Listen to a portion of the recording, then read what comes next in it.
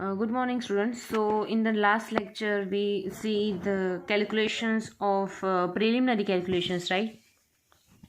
Which is which is first is the angle of roof truss, which is denoted by alpha.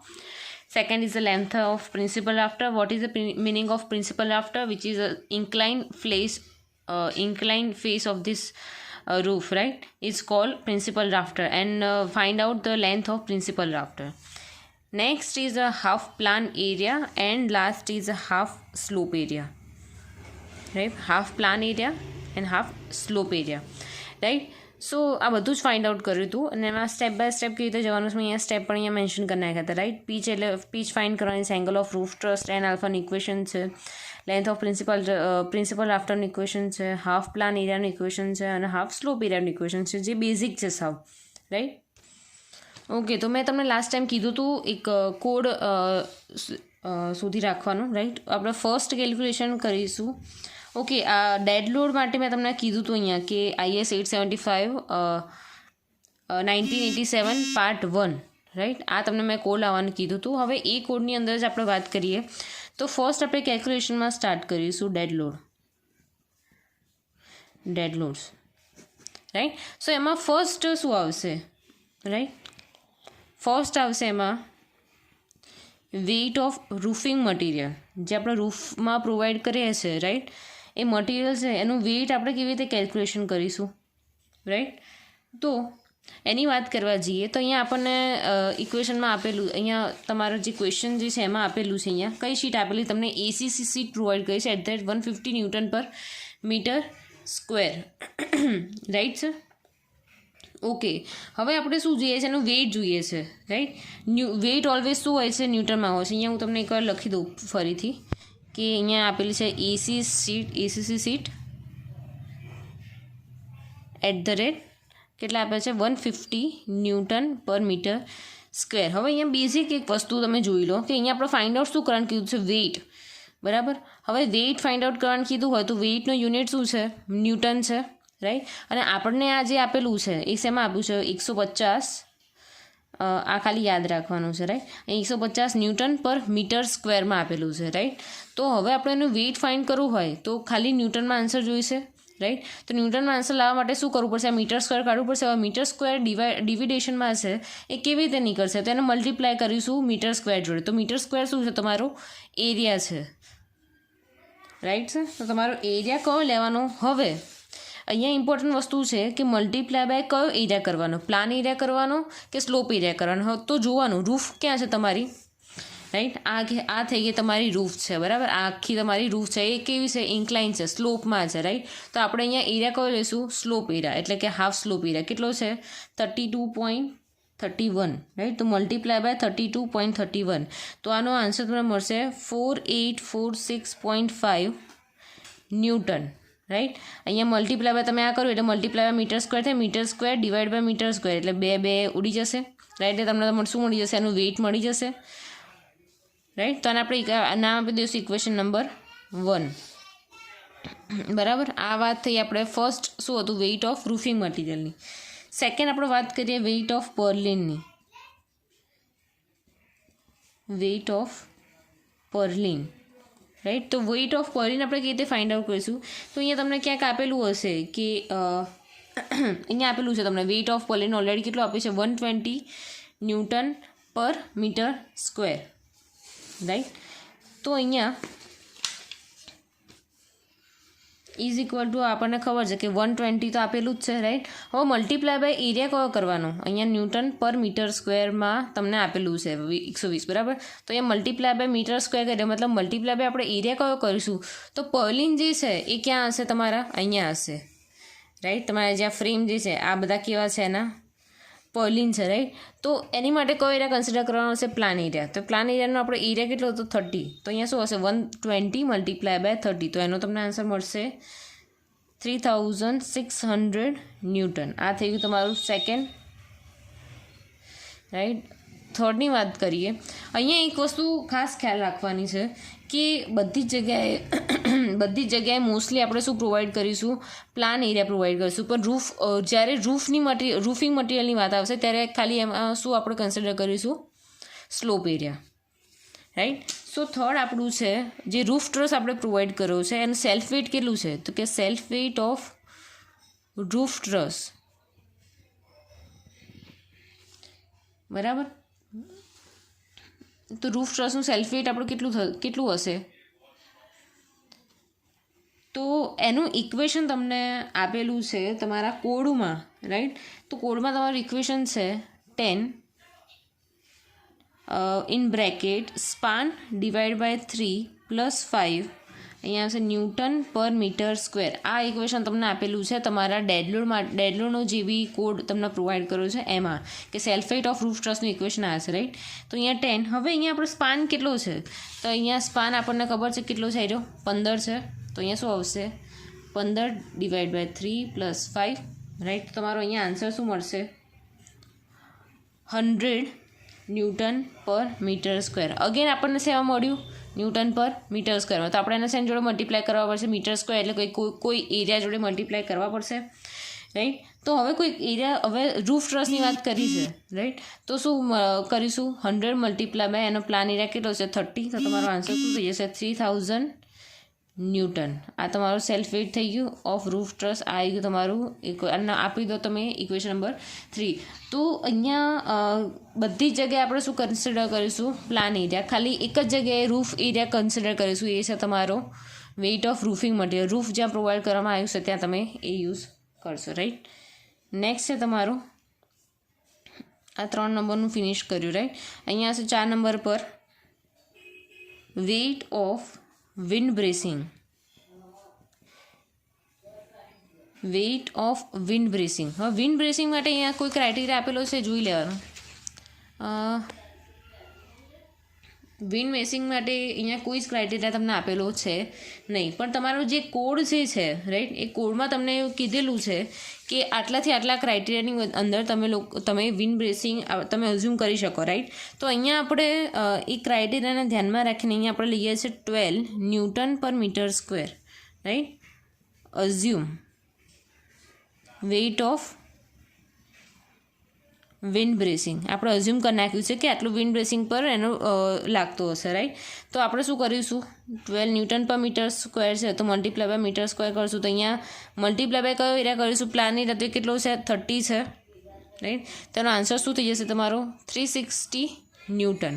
આ તમારું equation number કેવું થઈ ગયું 4 થઈ ગયું, રાઈટ. તો હવે આ બધા જે મળ્યા એ શું મળ્યા, total different types of dead load, right. એકવાર ફરીથી યાદ કરીએ કે કયા કયા ટાઈપના ડેડ લોડ હોય છે તમારા રૂફ ટ્રસમાં, બરાબર. પહેલાં રૂફ ટ્રસની વાત કરીએ, બરાબર. તો જે રૂફ મટીરિયલ પ્રોવાઈડ કરે છે રૂફિંગ મટીરિયલ, પર્લિન્સ પ્રોવાઈડ કર્યા હોય તો એનું વજન, રૂફ ટ્રસ તમે જે ખુદ જે રૂફ ટ્રસ આપણે જે છે એનું પોતાનું સેલ્ફ વેઇટ કેટલું છે, અને જે વિન્ડ બ્રેસિંગ્સ આપણે જે એક્સમાં ક્રોસમાં પ્રોવાઈડ કર્યા હોય એનું વેઇટ કેટલું છે અઝ્યુમ કરીને આપણે કેલ્ક્યુલેશન કરવું છે. હવે અહીંયા ટોટલ ડેડ લોડ તમે કન્સિડર કરો, ટોટલ ડેડ લોડ શું આવશે 1, 2, 3 and 4. આ ચાર જે તમને મળે ચારેનો શું આવશે સમેશન આવશે. અહીંયા છે 4846.5 પ્લસ 3600 પ્લસ 3000 પ્લસ 360, રાઈટ. તો એનો આન્સર શું મળે છે, ટોટલ ડેડ લોડનો આન્સર તમારો આવશે 11806.5 ન્યૂટન, રાઈટ. તો આ શું થઈ ગયો તમારો ટોટલ ડેડ લોડ, રાઈટ. હવે તમને ડેડ લોડ મળી ગયો છે, રાઈટ. પણ હવે ડેડ લોડ મળી ગયો છે, આપણે છે ને એને હાફ સાઈડ કન્સિડર કરી તો અહીંયા આપણે જોઈએ, રાઈટ. આપણે અત્યાર સુધી શું ક્યાંથી સ્ટાર્ટ કર્યું હતું, રાઈટ. પહેલાં આપણે શું કહ્યું હતું કે આપણે બધું જે કેલ્ક્યુલેશન કરીશું એને હાફ કન્સિડર કરીને કરીશું, મતલબ અહીંયાથી આ half triangle, either a right angle triangle, either a left side right triangle, right. તો આની વાત કરીએ લેફ્ટ સાઈડ ટ્રાયંગલની, તો એમાં આપણે શું નામ અલગ અલગ પોઈન્ટ્સ આપ્યા હતા, તો કે એમાં કેટલા પેનલ પોઈન્ટ હતા, ફૂલ પેનલ પોઈન્ટ જોવા જઈએ તો કેટલા હતા 3 ફૂલ હતા, અને લાસ્ટમાં જે હતા એ હાફ હતા, રાઈટ. તો હવે આપણે એને શું કરીશું, બરાબર. તો અહીંયા આપણે હું લખી દઉં છું કે આપણે જો વન સાઈડ ટ્રસની વાત કરીએ, એક જ સાઈડના ટ્રસની વાત કરીએ, રાઈટ. તો ટોટલ આપણી પેનલ પોઈન્ટ કેટલી હોવી જોઈએ, 4 આપણે થશે પેનલ પોઈન્ટ, રાઈટ. હું લખી દઉં છું અહીંયા પેનલ પોઈન્ટ ફૂલ, ચાલ ફૂલ હોવી જોઈએ, રાઈટ. ચાલ આપણને ટોટલ મળશે, આપણે અત્યારે કન્સિડર કરીએ કે બરાબર કે આપણે અહીંયા ટોટલ 8 પેનલ પોઈન્ટ હતી તો એને 2 ડિવાઈડ કર્યા તો 4 ભાગમાં ડિવાઈડ થઈ, તો અત્યારે આપણે 4 અઝ્યુમ કરીએ છીએ, રાઈટ, કે 4 પેનલ પોઈન્ટ ટોટલ હોવા જોઈએ. અહીંયા ફૂલ કાઢી નાખું છું, 4 પેનલ પોઈન્ટ આપણે જોડે હોવા જોઈએ, રાઈટ. તો હવે અહીંયા લખીશ કે ડેડ લોડ પર પેનલ પોઈન્ટ આપણે કાઉન્ટ કરવું હોય, પર પેનલ પોઈન્ટ, રાઈટ, પર પેનલ પોઈન્ટ કાઉન્ટ કરવું હોય તો તમારું કેટલું થશે? તો કે તમારો લોડ જે આવ્યો છે કેટલો આવ્યો છે 11806.5 ડિવાઈડ બાય 4 કરો તો તમને શું મળશે 2951.6 ન્યૂટન. આ શું મળી તમને? ઈચ પેનલ પોઈન્ટ મળી, ઈચ પેનલ પોઈન્ટ, એટલે દરેક પેનલ પોઈન્ટ પર તમારો ડેડ લોડ કેટલો હશે 2951.6 ન્યૂટન, રાઈટ. હવે ટોટલ 4 પેનલ પોઈન્ટ છે, રાઈટ, 1 2 3 4.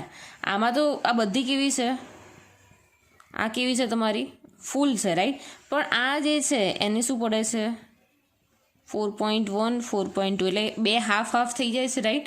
એટલે હું અહીંયા બીજા શબ્દોમાં લખવા જઈએ તો અહીંયા લખું કે dead load on full panel point is equal to આપણે જે એઝ ઇટ ઇઝ જે છે 2951.6 ન્યૂટન, બરાબર. એનું એ જ રહેવાનું. હવે આનું જો કિલોમીટરમાં કન્વર્ટ કરે તો ડિવાઈડ બાય 1000 થશે, રાઈટ. તો આનું શું હશે 2.95 કિલોન્યુટન. ફૂલ પેનલ પોઈન્ટ એટલે તમારા જે ફૂલ પેનલ પોઈન્ટ એટલે પોતાનો ઇન્ડિવિજ્યુઅલ જે પેનલ પોઈન્ટ હતો, બરાબર, એ ફૂલ પેનલ પોઈન્ટ પર શું આવશે? ઈચમાં આપણે આવે છે એટલે એને જ અહીંયા આપણે રિપીટ કરીશું. પણ અહીંયા વાત કરીએ જો dead load on half panel પોઈન્ટની વાત કરો તો શું થશે કે ઇન્ડિવિજ્યુઅલ માટે 2951.6 હતી, પણ આપણે ત્યાં હાફ પેનલ પોઈન્ટ કન્સિડર તો કેવી થશે? ડિવાઈડ બાય 2 થશે. તો એનો અહીંયા આન્સર શું આવશે 1475.8 ન્યૂટન, રાઈટ. અને એનો આન્સર કિલોમીટરમાં કેટલો આવશે 1.47 કિલો ન્યૂટન. ખ્યાલ આવ્યો આપણે શું કર્યું? પહેલાં આપણે શું કર્યું? ટોટલ 4 પેનલ પોઈન્ટ કન્સિડર કરીને જવાબ લાવ્યા તો આપણને શું દરેક પેનલ માટે કેટલું તમારો ડેડ લોડ હોય મળી ગયું. પણ આમાં શું હતું? 3 તમારી પેનલ પોઈન્ટ ફૂલ હતી અને એક જે લાસ્ટ પેનલ પોઈન્ટ હતી એ કેવી થઈ જતી હતી? હાફ થઈ જતી હતી. અહીંયા હાફ થતી હતી, અહીંયા હાફ થતી હતી, બરાબર. 3 તમારી એઝ ઇટ ઇઝ રહી હતી, આ બે અડધી અડધી થઈ ગઈ હતી. તો જે ચોથો આપણને જે ચોથા પેનલ પોઈન્ટનો આન્સર જે 2951.8 છે એને ડિવાઈડ બાય શું કરી નાખવાના? 2 કરી નાખવાના. તો બે અહીંયા અડધું પ્રોવાઈડ થઈ જશે, રાઈટ. તો એવી રીતે અહીંયા આપણે બતાવી દીધું, રાઈટ. સો આઈ થિંક તમને આમાં કોઈ કન્ફ્યુઝન નહીં હોય કે પહેલાં આપણે શું કર્યું, બરાબર. ડેડ લોડ તમારા રૂફ ટ્રસમાં શેનું હોય તો આપણે રૂફ ટ્રસનું નામ લીધું તો રૂફ ટ્રસનું પોતાનું સેલ્ફ વેઇટ હશે. પછી રૂફ ટ્રસ પર શું પ્રોવાઈડ કર્યા હશે? પર્લિન્સ પ્રોવાઈડ કર્યા હશે તો પર્લિનનું બી વેઇટ હશે. એ પર્લિન્સમાં બી શું તમે પ્રોવાઈડ કર્યું છે? વિન્ડ બ્રેસિંગ્સ પ્રોવાઈડ કર્યા છે, જેથી તમારા જે વિન્ડ લોડ આવે છે એના લીધે તમારા બિલ્ડિંગને કોઈ નુકસાન ના થાય એની માટે તમે શું બ્રેસિંગ્સ પ્રોવાઈડ કર્યા છે તો એનું પોતાનું વેઇટ હશે. અને બીજું કે રૂફને કવર કરવા માટે આપણે કોઈ મટીરિયલ પ્રોવાઈડ કરેલું હશે, રાઈટ. તો એ રૂફિંગ મટીરિયલ પ્રોવાઈડ કરેલું હશે તો એનું બી વેઇટ હશે. તો આ બધા જ જે વેઇટ જે છે જો તમને અહીંયા આપેલું છે, બરાબર, કે એસીસી સીટ છે અને 150 ન્યૂટન પર મીટર સ્ક્વેર તમને આપેલું છે, પણ જો તમારા ક્વેશ્ચનમાં એવું ના આપેલું હોય કે 150 newton per metre square ACC seat છે તો આપણે શું કરવાનું? અઝ્યુમ કરવાનું યા તો એસીસી શીટ એમાં કઈ શીટ જે ગેલ્વેનાઇઝની આવે છે એ રહી અને સેકન્ડ છે ACC sheet, right, asbestos cement sheet. તો આ બેમાંથી તમારે જે અઝ્યુમ કર્યું હોય તમે કરી શકો છો. એઝ પર કોડમાં જે ઇન્સ્ટ્રક્શન આપ્યા છે, કોડમાં જે રૂલ્સ આપેલા છે એના બેઝિસ પર તમારે કેલ્ક્યુલેશન કરવાનું છે ને અહીંયા અઝ્યુમ કરવાનું છે, રાઈટ. એવી જ રીતે અહીંયા વેઇટ ઓફ જો પર્લિન ના આપેલું હોય તો તમારા ડેડ લોડનું